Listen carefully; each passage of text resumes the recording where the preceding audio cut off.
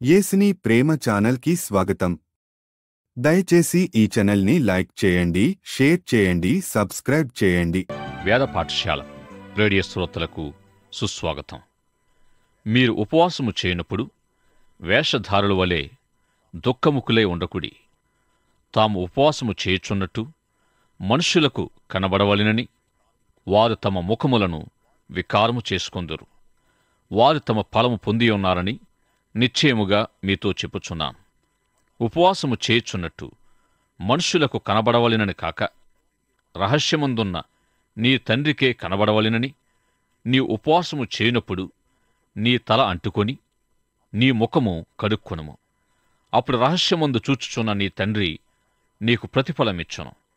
మత్తయి సువార్త 6వ అధ్యాయం 16వ వచనం నుండి 18వ వచనం వరకు. పైకి చూడ్డానికి మనకు సహాయపడగల ఆత్మీయ ప్రభు ఈ భాగములో మనకు తెలియజేస్తూ వచ్చారు.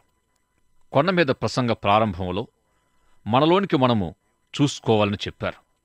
దేవుని కృప ద్వారా మన హృదయాంతరంగాల్లో జరిగిన నూతన జన్మ రక్షణ కార్యము ద్వారా అనుగ్రహింపబడే ధన్యతలు పొంది క్రైస్తవ సౌశీల్యం అలవర్చుకోవాలని ధన్యతల భాగములో మనం తెలుసుకున్నాం. గొప్ప ప్రయోజనముతో వ్యూహాత్మకంగా ప్రబోధించబడిన ఈ సందేశం యొక్క సందర్భములో ఒక వ్యక్తి క్రైస్తవునిగా మారడం యొక్క ప్రాముఖ్యత లేక అవసరత కనిపిస్తూ ఉంది. క్రైస్తవులైన వారికి ధన్యతలు క్రైస్తవ వ్యక్తిత్వాన్ని, విశ్వాసికి తగిన సౌశీల్యతను ఇస్తాయి. ధన్యతల తరువాత భాగమంతా ఈ లోక సంస్కృతిని ప్రభావితం చేయగల సవాలును కలిగి ఉంది. ధన్యతల తరువాత సందేశమంతా అన్వయాత్మక సందేశముగా ఉంది. ధన్యతల్లో మనలోనికి మనము చూసుకోవాలని, తదుపరి భాగములో చుట్టూ చూడాలని విశ్వాసుల్ని ప్రభు సవాలు చేశారు. మనలోనికి మనము చూసుకున్నప్పుడు చుట్టూ చూడ్డానికి, చుట్టూ చూస్తున్నప్పుడు పైకి చూడ్డానికి నడిపించబడగలం. పైకి చూడ్డాన్ని గూర్చిన వివరణ 6వ అధ్యాయములో కనిపిస్తుంది. పైకి చూసినప్పుడే మనలోనికి మనము చూసుకోవడం, మన చుట్టూ చూడడం అనే రెండు నియమాల్లోనూ సఫలీకృతం కాగలం. పైకి చూడడం ద్వారానే సహోదరుడు, ప్రతివాది, స్త్రీ, భార్య, ఇరుగు పొరుగులు, దుష్టుడు, శత్రువులతో ప్రభు బోధించిన విధానములో సంబంధ బాంధవ్యాల్ని కలిగి ఉండగలం. ఈ అధ్యాయములో కనిపించే ఆత్మీయ క్రమశిక్షణ మనకు కావాలనుకుంటే పైకి చూడడంతోనే సాధ్యపడుతుంది. ఆత్మీయ క్రమశిక్షణ ద్వారా లభించే మొదటి అంశం దాతృత్వం. రెండవది ప్రార్థన క్రమశిక్షణ. ప్రభు నేర్పిన ప్రార్థన కేవలం ప్రార్థన మాత్రమే కాదుగాని ప్రార్థన నమూనా అయ్యుంది. విశ్వాసులు ఏ విధంగా ప్రార్థన చేయాలో ఈ ప్రార్థన సూచిస్తుంది. చాలామందికి ఈ ప్రార్థన గూర్చి కొన్ని సందేహాలుంటాయి. ఈ ప్రార్థనలో మా రుణస్థులను మేము క్షమించిన ప్రకారం మా రుణములు క్షమించు అనే విన్నపాన్ని బట్టి దేవుడు మనల్ని క్షమించడం అనేది మనం ఇతరులను క్షమించడంపై లేక క్షమించకపోవడంపై ఆధారపడి ఉందా అని తలస్తూ ఉంటారు. అయితే కొత్త నిబంధనలో ప్రకటించబడిన దేవుని క్రమశిక్షణ యేసుక్రీస్తు శిలువ మరణం ఆధారంగానే ఇవ్వబడింది. సమాప్తమైనదని చెప్పి యేసు ప్రభు శిలువలో నెరవేర్చిన రక్షణ కార్యము ద్వారానే మనకు దేవుని క్షమాపణ లభించింది. మానవ పరిహారము కొరకు శిలువలో యేసు ప్రభు చేసిన కార్యం ద్వారానే క్రమశిక్షణ మనం పొందుతాం. పాప క్షమాపణ పొందడానికి శిలువ మరణానికి అదనంగా మరేది చేర్చలేం.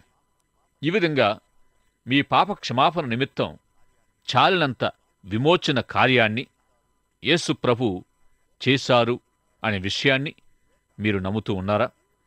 లేక మనం చేయవలసింది కొంత ఉంది అని అనుకుంటున్నారా? ఆయన చేసిన దానికి మనము కలపవలసింది ఇంకా ఎంతో ఉంది అని మీరు అనుకుంటూ ఉన్నారా? యేసుక్రీస్తు శిలువలో నెరవేర్చిన కార్యానికి కలపవలసినది లేక మనము చేయవలసింది అంటూ ఏదీ లేదు. మన రక్షణకై ఉన్నతమైన అర్పణగా ప్రభు అర్పించిన తన ప్రాణ అర్పణ కంటే మించిన అర్పణ మరేదీ లేదు. యేసు ప్రభు చేసిన కార్యానికి అదనంగా మనం చేయగలిగింది ఏదీ లేదు. యేసు ప్రభు నేర్పిన ప్రార్థనలోని క్షమిస్తే క్షమించబడతారు అనేది ఏమిటి అంటే, మత్తయి సువార్త 18వ అధ్యాయములో ఇందుకు సమాధానం ఇవ్వబడింది. పేతురు ఒకసారి, ప్రభువా, నా ఎడల తప్పు చేసిన వారిని నేనెన్నిసార్లు క్షమించాలని అదే పనిగా అడిగినప్పుడు 70 ఏళ్ల మారులు మట్టుకని ప్రభు సమాధానమిచ్చి, అదే సందర్భములో మీ ఎడల అపరాధము చేసిన వారిని మీరు క్షమిస్తే మీరు క్షమించబడతారని ప్రభువారు జవాబిచ్చారు.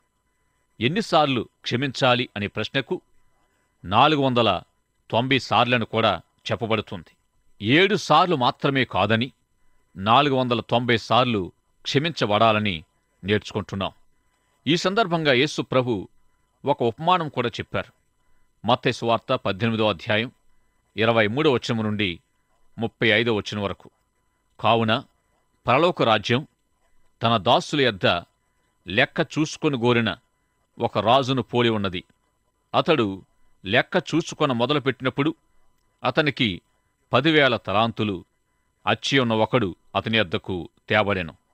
అప్పు తీర్చుటకు వాని యొద్ద ఏమీయూ లేనందున వాని యజమానుడు వానిని, వాని భార్యను, పిల్లలను, వానికి కలిగినది యావత్తును అమ్మి అప్పు తీర్చవలెనని ఆజ్ఞాపించెను. కాబట్టి ఆ దాసుడు అతని ఎదుట సాగిలపడి మ్రొక్కి, నా ఎడల ఓర్చుకొనుము, నీకు అంతయు చెల్లింతునని చెప్పగా ఆ దాసుని యజమానుడు కనికరపడి వాణ్ణి విడిచిపెట్టి వాని అప్పు క్షమించెను. అయితే ఆ దాసుడు బయటికి వెళ్లి తనకు 100 దేనారములు అచ్చి ఉన్న తన తోడి దాసులలో ఒకరిని చూచి వాని గొంతు పట్టుకొని, నీవు అచ్చి ఉన్నది చెల్లింపుమనెను. అందుకు వాని తోటి దాసుడు సాగిలపడి, నా ఎడల ఓర్చుకొనుము, నీకు చెల్లించెదనని వాని వేడుకొనెను. గాని వాడు ఒప్పుకొనక అచ్చి ఉన్నది చెల్లించు వరకు వారిని చెరసాలలో వేయించాను. కాగా వాని తోడి దాసులు జరిగినది చూచి మిక్కిలి దుఃఖపడి జరిగినదంతయు తమ యజమానునికి వివరముగా తెలిపిరి. అప్పుడు వాని యజమానుడు వాని పిలిపించి, చెడ్డదాసుడా, నీవు నన్ను వేడుకొంటివి గనుక నీ అప్పంతయు క్షమించి తిని, నేను నిన్ను కరుణించిన ప్రకారం నీవును నీ తోటి దాసుని క్షమింపవలసి ఉండెను గదా అని వానితో చెప్పాను. అందుచేత వాని యజమానుడు కోపపడి తనకు అచ్చి ఉన్నదంతయు చెల్లించు వరకు బాధపరచువారికి వాణ్ణప్పగించాను.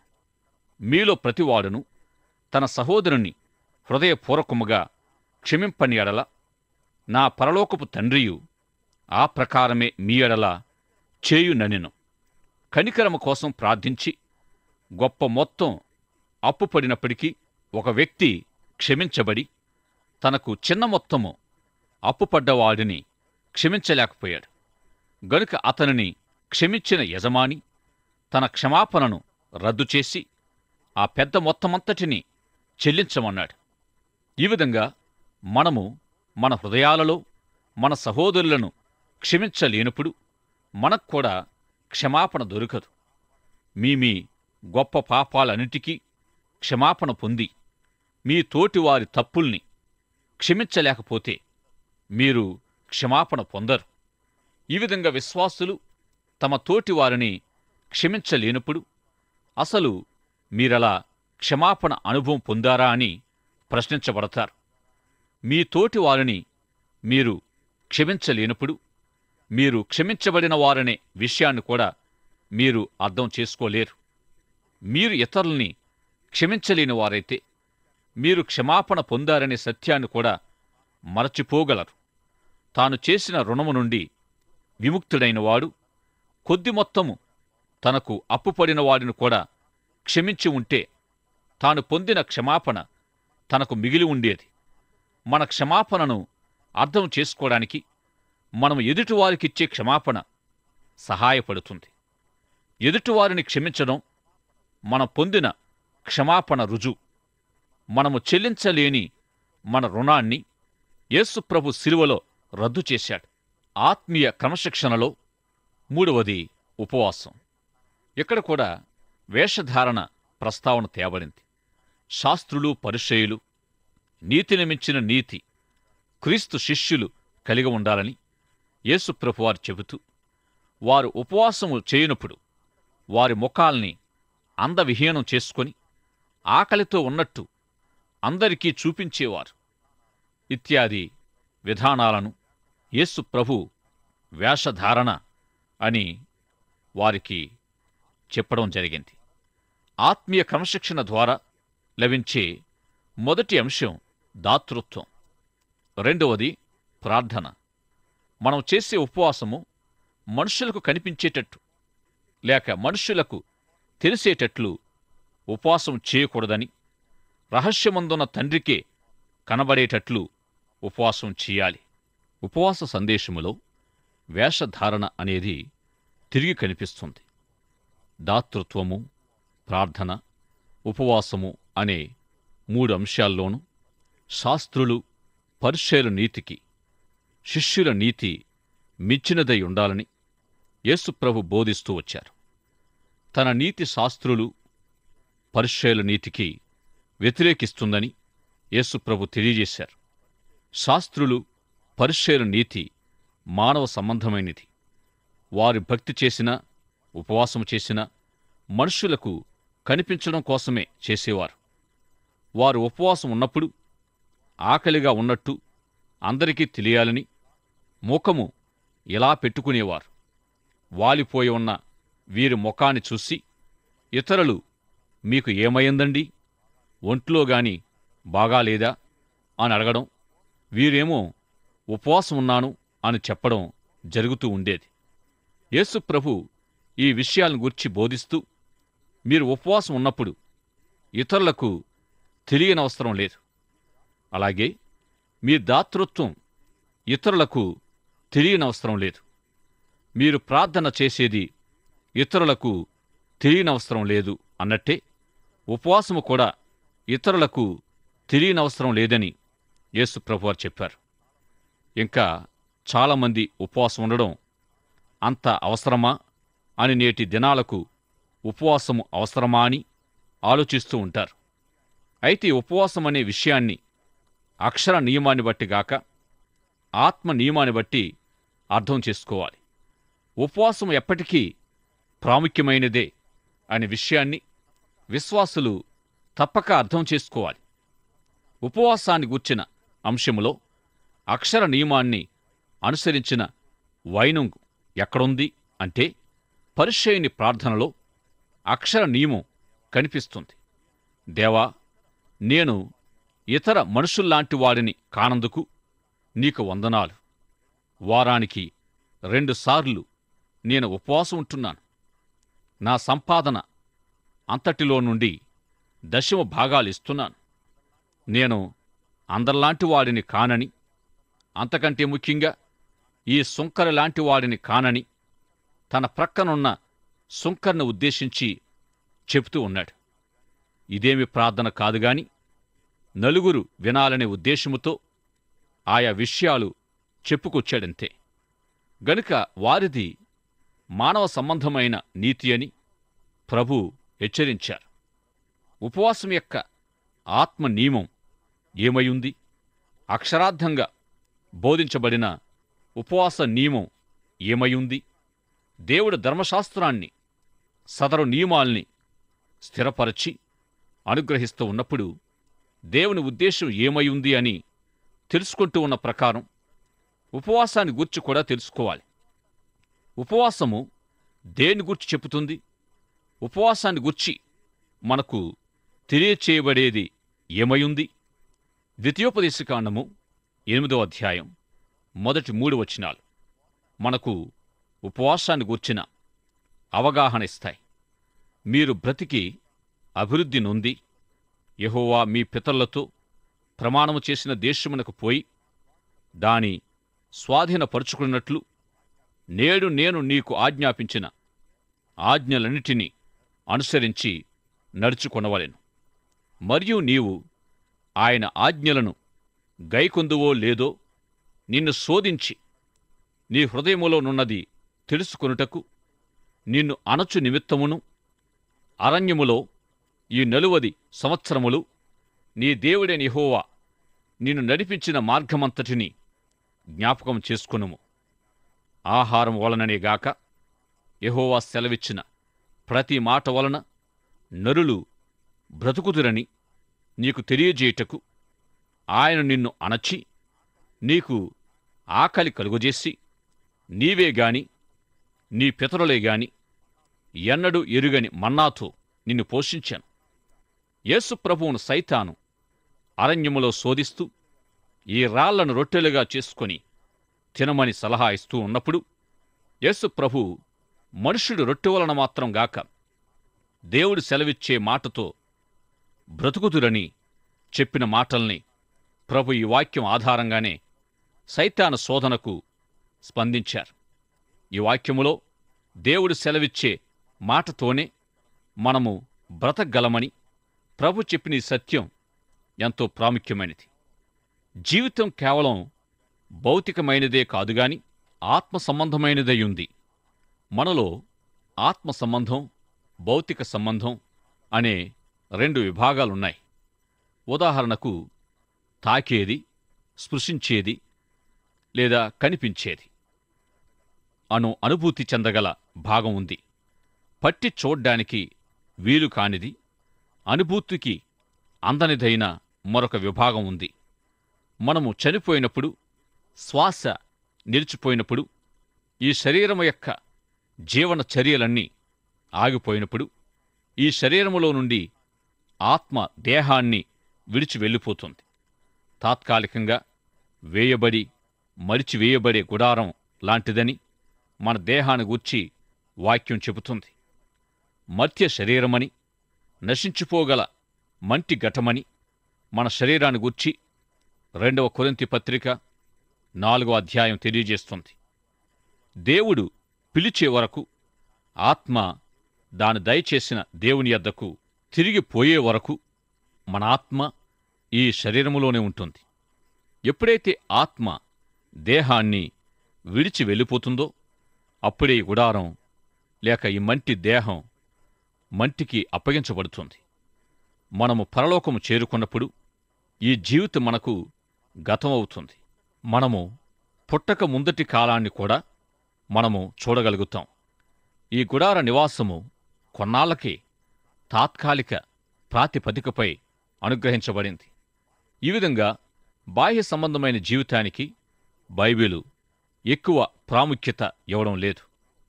ఆత్మ సంబంధమైన జీవితమే ఎక్కువ ప్రాముఖ్యతను కలిగి ఉంది.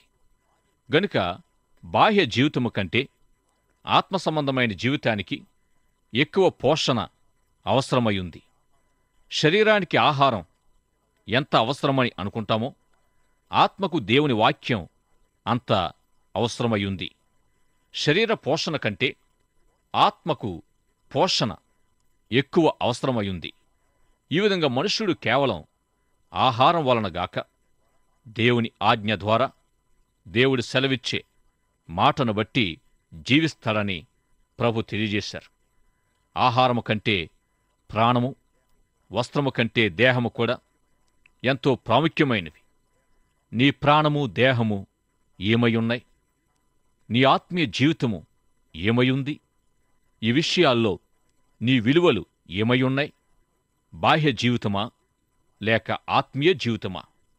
మీకేది ప్రాముఖ్యమయ్యుంది? ఆత్మీయ విలువలు మీకు ప్రాముఖ్యమైనవైతే మీరు ఉపవాసం యొక్క ఆత్మ నియమాన్ని గ్రహిస్తారు.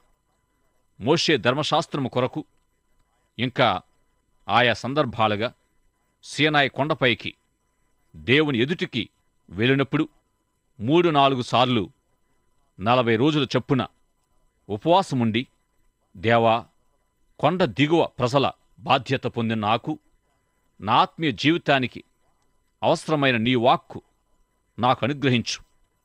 నా ఆత్మను పోషించి బలపరచగల నీ మాట నాకు సెలవియ్యని ప్రార్థిస్తూ వచ్చాడు. ఈ విధంగా మీరెప్పుడైనా దేవుని వాక్యము కొరకు మీ ఆత్మలో ఆకలిగొని ఉన్నారా? దేవుని కొరకు, ఆత్మ సంబంధమైన విషయాల కొరకు, దేవుని వాక్యము కొరకు మీరు ఆకలిగొని ఉన్నారా? ఉపవాసము ఆరోగ్యానికి మంచి వ్యాయామమని వైద్యులు తెలియజేస్తూ ఉన్నారు.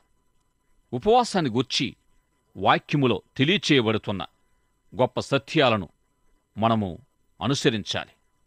మీరు ఉపవాసము చేస్తున్నప్పుడు మీరేమి చేస్తున్నారో తెలుసుకోవాలి. కడుపులో ఆహారం పడగానే మీ జీర్ణకోశం మిమ్మల్ని నిద్రకు, విశ్రాంతికి నడిపిస్తుంటే మెలకువ కలిగి ఉండడానికి మీరేమి చేయాలో మీరు తెలుసుకోవాలి. దీనికి జవాబు ఉపవాసం. ఉపవాసం యొక్క ఆత్మీయ అర్థం ఏమయుంది? ఉపవాసం యొక్క ఆత్మీయ నియమం ఏమయుంది? బాహ్య స్థితి కంటే ఆత్మీయ స్థితి అధిక ప్రాముఖ్యత కలిగి ఉంది. నీ బాహ్య జీవిత విషయాల కంటే ఆత్మీయ జీవితము, ఆత్మ సంబంధమైన విషయాలు ప్రాముఖ్యమని అంగీకరిస్తూ శరీర పోషణ, ఆత్మ పోషణ ప్రాముఖ్యమని నిన్ను నీవు త్యజించుకుంటూ ఆత్మీయ జాగరూకత కలిగి దేవునికి కనపరుచుకోవాలి. దాతృత్వము, ప్రార్థన, ఉపవాసము అనేవి దేవునికి కనపరచబడేవి గాని మనుషులకు కనపరచబడడానికి ఎన్నడూ ఉద్దేశించబడలేదు.